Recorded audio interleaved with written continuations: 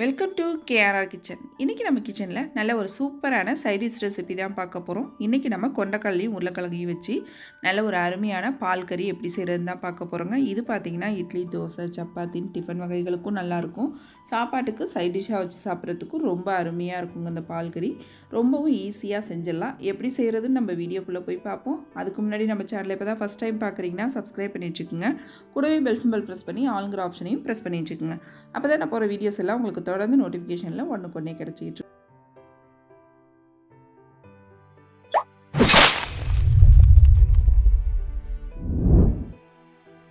இன்றைக்கி கொண்டக்கடலையை வச்சு நம்ம பால் கறி தான் செய்ய போகிறோம். அதுக்கு பார்த்திங்கன்னா கொண்டக்கடலையை நல்லா ஒரு 8 மணி நேரமாக ஊற வச்சு வேக வச்சு வச்சுருக்கேன். நல்லா ஒரு 5-6 விசில் வச்சோம் அப்படின்னாக்கா நல்லா இது போல் மாவு மாதிரி வெந்து வரும். இந்த அளவுக்கு வேக வச்சு எடுக்கும் போது தான் டேஸ்ட்டு நல்லாயிருக்கும்.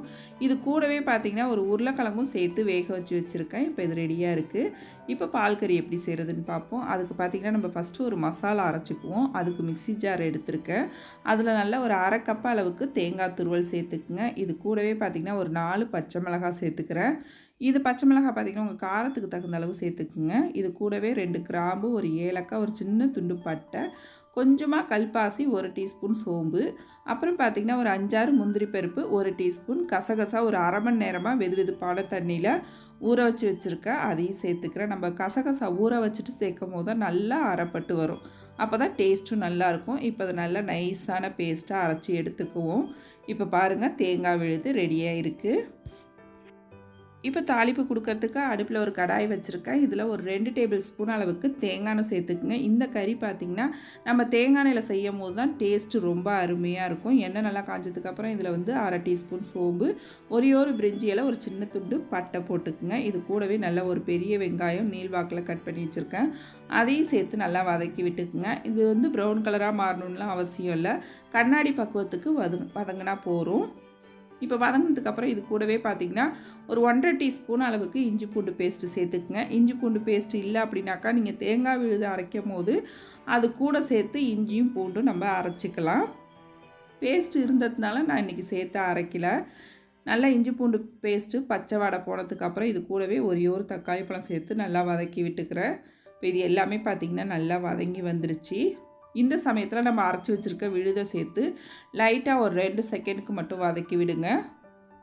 வதக்கி விட்டதுக்கப்புறம் பார்த்திங்கன்னா வேக வச்சுருக்க கொண்டக்கடலையை அந்த வேக வச்ச தண்ணியோடய இதில் சேர்த்துக்கலாம். வேக வைக்கும் போது தண்ணி கம்மியான அளவு சேர்த்து வேக வச்சுக்குங்க. அப்புறம் நம்ம வேக வச்சு வச்சுருந்த உருளைக்கிழங்கை இது போல் ஒன்றும் பாதியமாக மசிச்சுட்டு சேர்த்துக்குங்க.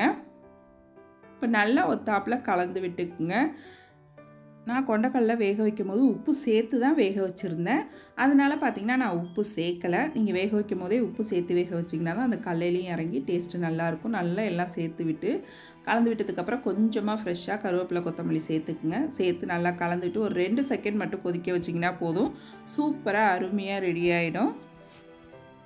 இந்த கொண்டக்கடலை பால் கறி பார்த்திங்கன்னா நல்லா இட்லி, தோசை, இடியாப்பம், ஆப்பம், சப்பாத்தி எல்லாத்துக்குமே ரொம்ப அருமையாக இருக்குங்க. இதுமாரி கொஞ்சம் தளர்வாக வச்சுக்கிட்டிங்கன்னா இது போல் டிஃபன் வகைகளுக்கு வச்சு சாப்பிட்றப்ப ரொம்ப அருமையாக இருக்கும். இதே சைட் டிஷ்ஷை நீங்கள் சாப்பாட்டுக்கு சைட் டிஷ்ஷாக வச்சு சாப்பிடணும்னு நினச்சிங்கன்னா இன்னும் கொஞ்சம் கெட்டியாக்கிக்கிட்டிங்க அப்படின்னாக்கா சைட் டிஷ்ஷாக தொட்டு சாப்பிட்றதுக்கும் ரொம்ப அருமையாக இருக்குங்க. 2 விதமாகவும் இதை நம்ம யூஸ் பண்ணிக்கலாம். ரொம்ப அருமையாக இருக்கும். எல்லாருக்குமே ரொம்ப பிடிக்கும். கண்டிப்பாக நான் இன்றைக்கி சொன்ன மெத்தடில் இதை ட்ரை பண்ணி பாருங்கள். ட்ரை பண்ணி பார்த்துட்டு எப்படி இருக்குன்னு எனக்கு கமெண்ட் பண்ணுங்கள். என்னோட இந்த ரெசிபி பிடிச்சிருந்ததுன்னா லைக் பண்ணுங்கள், ஷேர் பண்ணுங்கள். மறக்காமல் நம்ம கேஆர்ஆர் கிச்சனை சப்ஸ்கிரைப் பண்ணி வச்சுக்கோங்க. நாளைக்கு வேறு ஒரு ரெசிபியோட சந்திப்போம். தேங்க்ஸ் ஃபார் வாட்சிங்.